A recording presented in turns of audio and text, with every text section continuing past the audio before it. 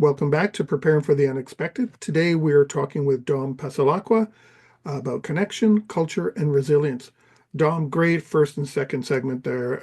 You said so many quick, good one-liners in the second segment that I really hope people take. I'm going to put them in the show description because they have a lot of meaning. They sound so simple, but there's a lot of meaning behind them, in the connection and the culture that you talked about there. So I want to make sure people don't lose those. Right. Let's start our third segment here with something else you were going to talk about, and you've kind of touched on it a little bit as well, continuity. Yeah. So continuity, I mean, in business continuity world means something, something specific. In this world, in this sort of cultural compliance world, continuity is something different. And I've written something, and I'm just going to read it, Alex, if that's all Yep, right, because I think it's sure. important to get it right. So, a compassionate understanding of specific community cultural nuances and consultative community involvement can formulate best practice that is fit for purpose. That's continuity. That's understanding the clarity around how you continue to provide services at a cultural level. And just understanding what somebody really needs. So I was in the clinic once, someone's walked in and I've gone, hi, you going, do you know why you're here? Yeah, the doctor told me I needed to do exercise. Okay. Do you want to do exercise? No. Okay, so we won't do exercise. Huh? We won't do exercise. No, you don't want to do exercise, so let's not do it. Okay, so what are we going to do then? I said, I don't know. What are you doing here? And the doctor sent me here. So we're back at the beginning, right? So I'm open enough to say, you're not going to do it. So then I said, so what can I really do? And then this sort of face dropped and went, I really need to get my children to school because if they can't get there, they used to have a bus that pick the kids up. It's not running, it doesn't come by anymore. And I just have some difficulties in the morning getting the kids to school. Oh, okay. Now that's the reality of the situation. The Mhm. doctor said you need exercise, but this person just needs some support. I grabbed my phone, rang the principal because I knew the principal at the school because I had a couple of clinicians working there, had a relationship with them. The man is the bus still going through? Yeah. Can you make sure you pick up tomorrow? Oh, yeah. Okay. No problem. Why haven't you been? Oh, we thought they didn't want to lift anymore. Oh, well, they Huh. do. And it's better if we have open conversations about it. Yeah, great. No worries. Cool. Hung up.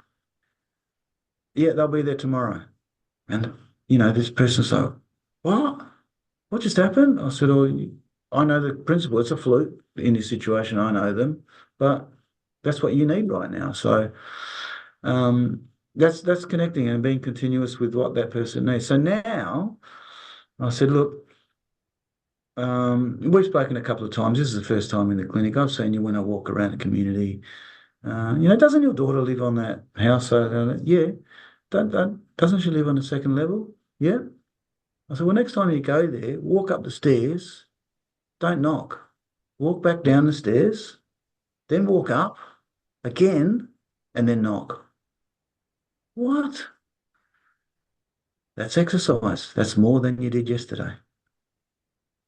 So the first bit is of continuity is understanding the person's story, which I Hmm. mean, I was in a privileged situation because I had connections in the town because I've been there long enough, and I'm a health service, so I've got that bit going first. So that's that local thing. Now the ask and listen is, well, what do you really need? Okay, now you provide a solution when you can. And remembering that we're not superheroes, we don't put capes on, we're not there to save the world, we're there to support. Yeah. And people get confused when they go out in community, think people need saving. They don't. They're self-determined people and let them have self-determination. It's all cool.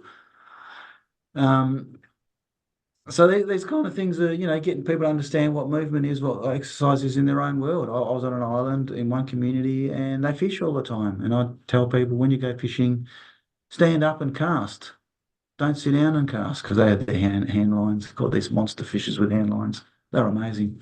Anyway, um, what do I want to stand up for? I'm going there to relax. Yeah, but you stand up because you cast a lot, and now you stood up 10 times more than you did yesterday. There's your exercise. You're not going to the gym. You don't want to go to the gym, but that's exercise. Go for it. No, one older fellow I went to see, he was awesome, and I went to see him because he missed his telehealth appointment. And I said, "Hey man, you missed your appointment. Anything I can do to help you get there?" And he goes, "I don't want to go to an appointment. They keep telling me stuff I already know." Okay, okay, fair enough. Or maybe I can help you. Is it all right if I come here and work with you instead? Yeah, that'd be great. Cool. So I went and helped him, and he was doing rehab. He had surgery on his fingers, and the clinicians had got him to stretch plasticine, which is a standard procedure, just get your fingers working. Um, and I said, okay, that's cool. You're good at that. No wonder you don't want to go to the appointment. You're already doing your program. And he said, I don't feel like they're progressing, like they understanding what I'm telling them. I said, that's okay. That's cool, man. I'll come here instead. And then as I'm in there, I said, is that a guitar in the corner? He goes, yeah. I said, okay. Why do you play that? Put the plasticine down, man, and play the guitar. That's finger work. And he goes, I would, but the strings are broken and the guitar's a bit broken. Oh, what about the other one I see? Why don't you play that one? That's broken too. Okay. All right. Can I look at them? Yeah. I said, all right, next time I come here, I reckon I could turn those two guitars into one that works. He goes, you're going to do that, are you? I went, yep. So the next time I went was a month later. I bought some strings in town because they didn't have a music shop in a remote community. Bought some strings, bought some bits. Yeah, I was ready to go. And I went there the next time. Went to see him, went through his program, what he'd been doing, and he was happy with that. And I was about to leave. And he goes, hey, you got the stuff? I went, yeah, man, got the stuff. Because I didn't want to go there and go, hey, man, I'm amazing. I got the stuff that we talked. No, I don't want to do that. Yeah. And just waited to see if that's what he really wanted. And he goes, I said, yeah, I got it. And he goes, cool. You're going to fix the guitars? I said, sure, man. I'll finish at 4. I'll come after work. You're going to come after work? Yeah. Man, I'm on an island here. Nothing happens here. Small community. I'll come. No worries. So I went back there, spent nearly 3 hours on these guitars and fixed it. Turned it into one guitar. And I said, oh, can I plug it in to see if it works? I plugged it in, had a bit of a bit of a guitar god moment. Playing for a long time. And he goes, gee, you can play? And I went, yeah, I know, I can. I'd hope so. It's been that long. If I can't, I'd be very disappointed.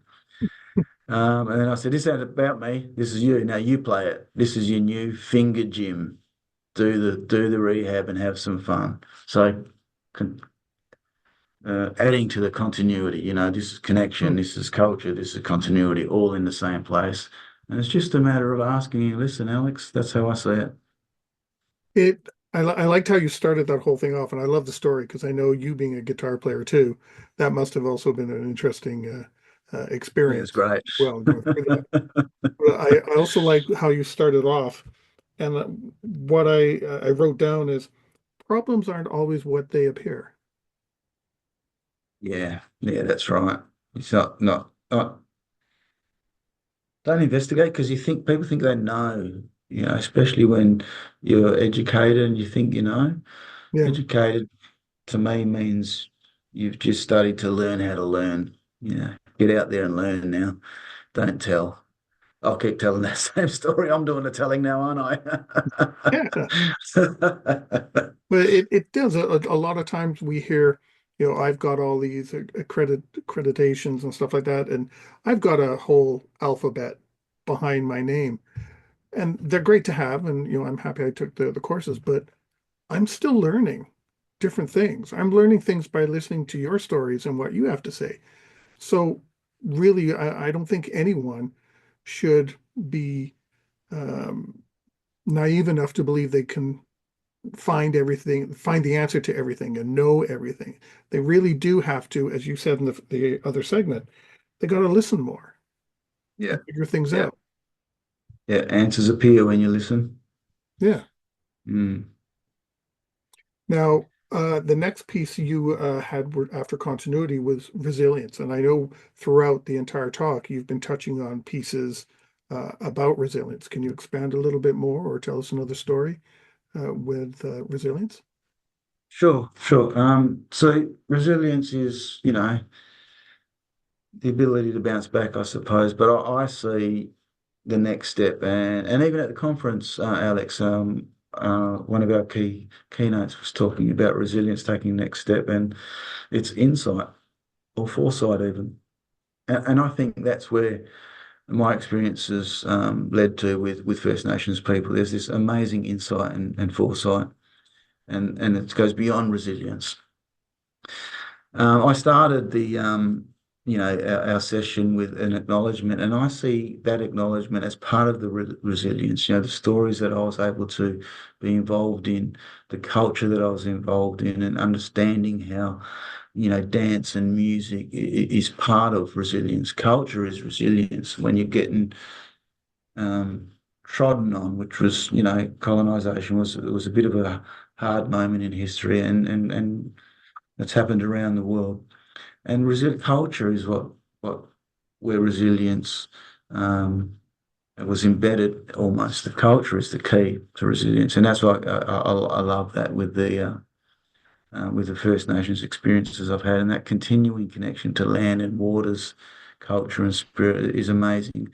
I was able to go on country, camping on country, and I had this moment where I'm in the middle of nowhere, where we're at a place where the river meets the ocean.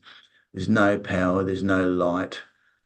But I was there for days and I was fed amazingly from the river, from the land.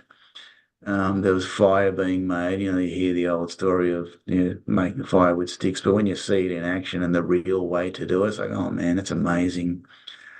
And then looking through where we were, the land there, finding the right tree that's hollowed out with the ants hollowing it out, and then making a didgeridoo out of it, and then doing music, and then understanding some cultural dance and how that's connected to country and what you're doing with your feet when you're on the ground and emulating the animals that are around. It was just great. It was just unbelievable. I wouldn't want to be stuck anywhere unless this crew's there to who understand the land for so long. So that's the resilience. They know their own stuff, and it's just amazing to experience that. Yeah. We only have 3 minutes left, believe it or not. Are there any Okay, well, other, the time went by really quick. Do you have any final thoughts or ideas you'd like to share or another story? I I've got like some your story, by statements. the way. I've got Yeah. some statements, Alex, Okay. and the title of the statements is wisdom, not mine. So wisdom. Their wisdom has increased my understanding. Their wisdom has saved lives. Their wisdom enhances the culture meets science narrative, the kind of physics thing I was talking about earlier. Their wisdom has made me better at my job. Their wisdom has made me better. That's my final comments. Well, I really enjoyed this, Dom. I thought there were some really interesting points here. And I think a lot of, well, they better, professionals in our industry should really pay attention to this because we talk about this all the time. But after listening to you, I don't think we're really doing it right. We're You, only, you got to live it. You got to live it sometimes, Alex. You got to get out there and live yeah, it. Try and find that experience. yeah. And I think the experience is how we're going to learn and making that connection, and that's how we're going to grow. It's not going to just be through a webinar or taking a course. Mm. That's not, that's, that might help, but it's not the full picture that we really need to understand It's to the make, start, it's preliminary work. And even when you fly in, fly out, do something, you're in community and you're out, even that's not cool enough. You've got to hang out for a while, yeah, get trust and build relationships. yeah, agreed. Dom, thank you so much for sharing your time and this presentation. I knew it was going to be different. That's why I wanted to talk to you about it. So thank you so much. Thanks for having me. Felt great. My pleasure, and I'm glad it felt great for you. And everyone watching and listening, stay prepared, everybody. If you liked that video, thumbs up. If you didn't like that video, thumbs down. But leave me a message and let me know your thoughts. Of course, don't forget to subscribe. And in the meantime, stay prepared, everybody.